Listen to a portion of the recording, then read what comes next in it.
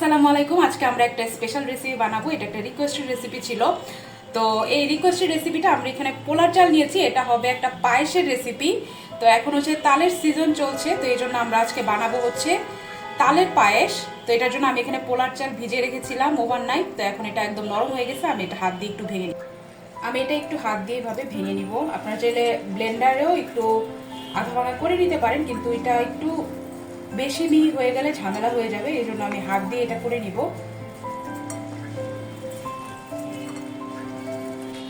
তো এই যে দেখতে পাচ্ছেন যে আমি চালটা ভেঙে নিয়েছি।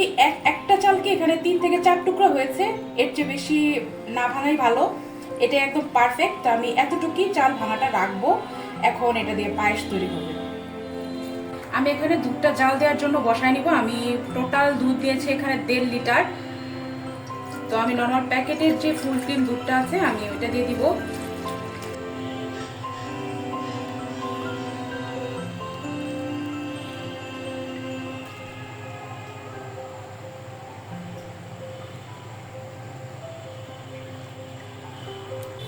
আমাদের দুধটা কিন্তু বলকে চলে আসছে। আমি এখন যে পোলার চালটা ভিজায় রেখেছিলাম হাত দিয়ে ভেঙে, আমি এটা পুরাটা দিয়ে দিব।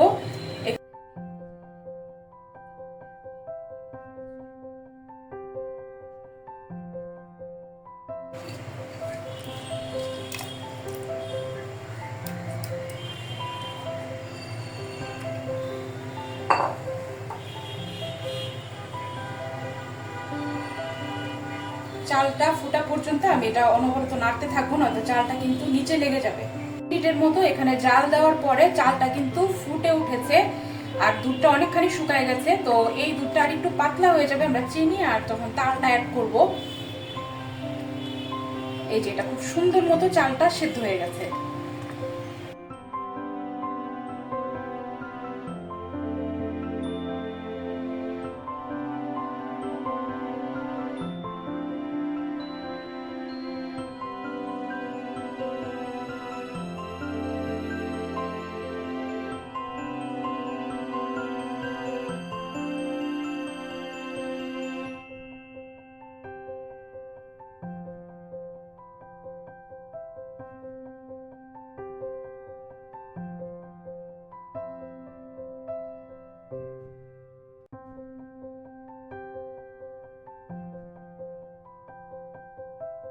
পরে আমাদের কালারটা এরকম আসছে পায়েসের। এখন আমরা সবশেষে চিনি দিব। আমি চিনিটা আগে দেই নাই, কারণ আগে দিলে দেখা যায় চালটা সিদ্ধ হইতে একটু ঝামেলা হয়।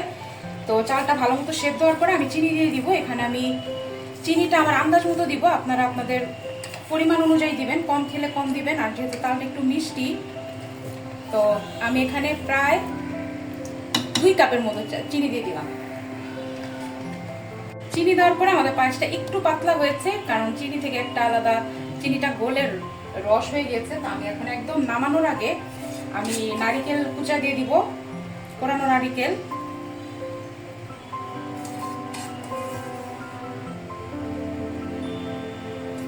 দিয়ে আমি নারিকেলটা দিয়ে কিন্তু খুব বেশি এটা রাখা যাবে না, তাহলে নারিকেল থেকে একটা তেলের মতো বের হবে।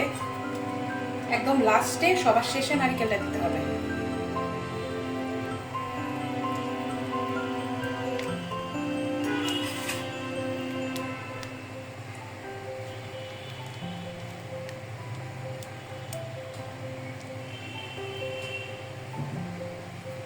আমাদের পায়েসটা শেষ, আমি চুলা বন্ধ করে দিলাম। খুবই সুন্দর একটা কালার চলে আসছে এবং এটা পারফেক্টলি ডান। আমি এটা এরকমই ঘন রাখবো, আমি এর চেয়ে পাতলা করবো না, তাহলে এটা খেতে খুব মজা লাগবে। তো আমি এটা একটা বোলের মধ্যে বেড়ে নিচ্ছি।